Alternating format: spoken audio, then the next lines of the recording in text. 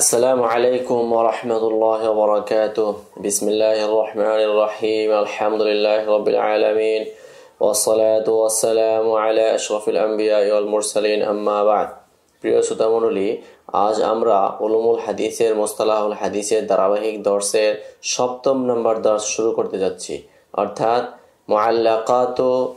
মুআল্লাকাত ফি সহিহ মুসলিম। সহিহ মুসলিমের মধ্যে মুআল্লাকাত নিয়ে একটি চুলচেরা বিশ্লেষণ এবং সেই বিষয়ে কিঞ্চিত আলোচনা। চলুন তাহলে শুরু করা যাক।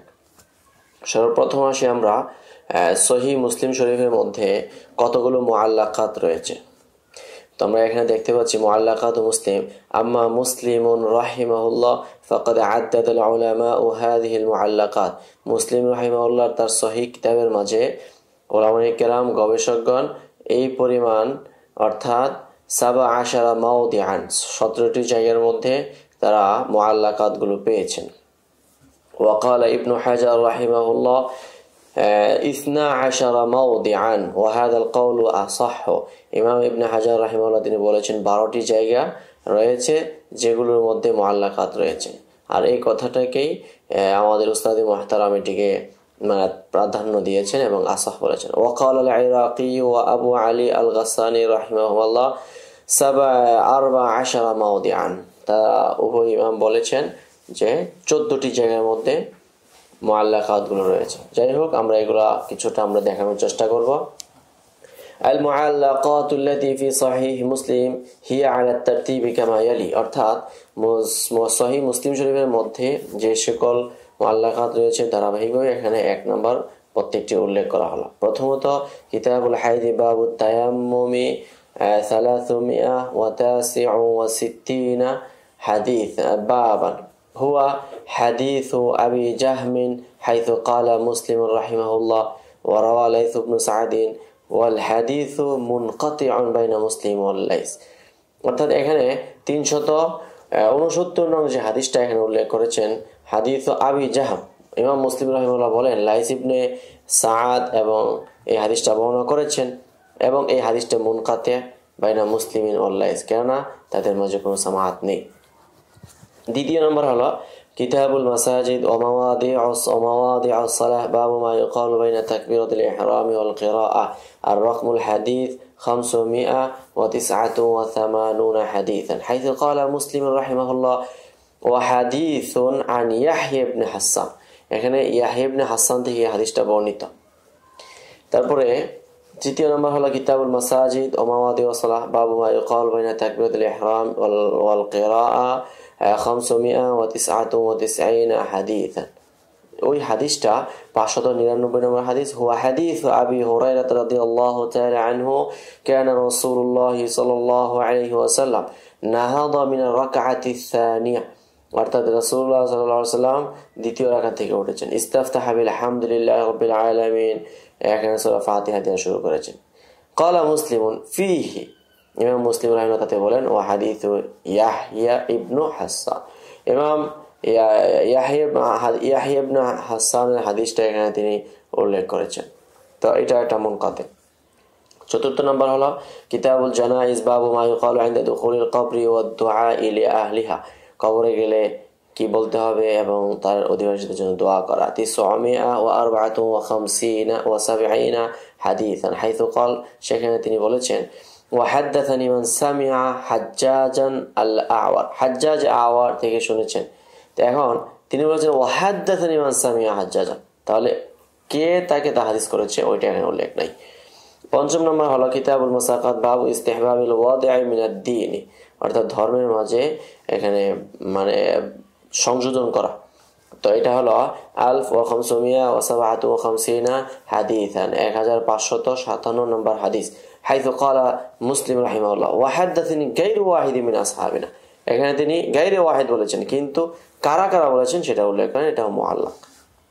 তারপরে হলো ষষ্ঠ নম্বর কিতাবুল মুসাকাত বাবু ইস্তিহবাবিল ওয়াদি'i মিনাদ দ্বীন 1558 হাদিসান হাইথু ক্বালা মুসলিম ওয়া রাওয়া লাইস ইবনে সা'দ, লাইস ইবনে সা'দ বলেছেন, কিন্তু লাইস ইবনে সা'দ এবং তার মাঝে কি নেই, কোনো লেখা এবং সামাআত নেই।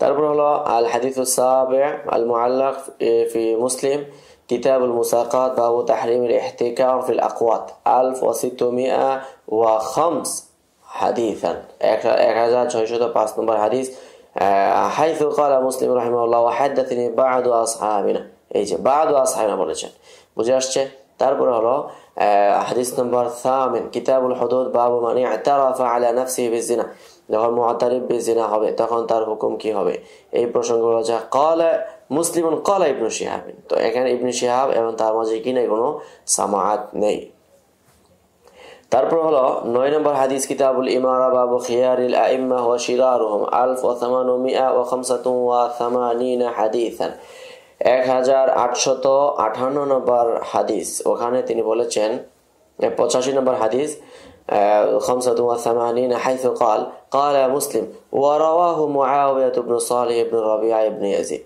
তো মুআবিয়া ইবনে সালেহ বিন রবিয়া ইবনে ইয়াজিদ তার সঙ্গে হাদিসটার মানে ইনকিতা রয়েছে তারপর হলো 10 নম্বর হাদিস কিতাবুল ফাদাইল বাবু ইযা আরাদাল্লাহু রাহমাতা উম্মাতিন ফাবা'আথা নাবিয়্যাহা ক্বাবলাহা তো এখানে এই হাদিসটা বাবাত্তা নাবিয়্যাহা ক্বাবলাহা তাদেরকে ধ্বংস করে দেন নবীদের পূর্বে তাদের উপর নবী পাঠান বা'আথা নাবিয়্যান ক্বাবলাহা ইলা আও কামা ক্বালা রাসূলুল্লাহ সাল্লাল্লাহু আলাইহি ওয়াসাল্লাম এটা হলো 3388 حديثا 3388 নম্বর হাদিস হাইথু ক্বালা মুসলিম রাহিমাহুল্লাহ ওয়া হুদ্দিসতু আন আবি উসামা এখানে সিগাতুত তামরিদের মাধ্যমে কি করা হয়েছে বর্ণনা করা হয়েছে 11 নম্বর কিতাবু ফাদাইলিস সাহাবা এখানে বাবু কওলি আলাইহিস লা তা'তি মিআতুস সানাহ ওয়া আলাল আরদি নাফসুন মানফুসাতুন আল ইয়াউম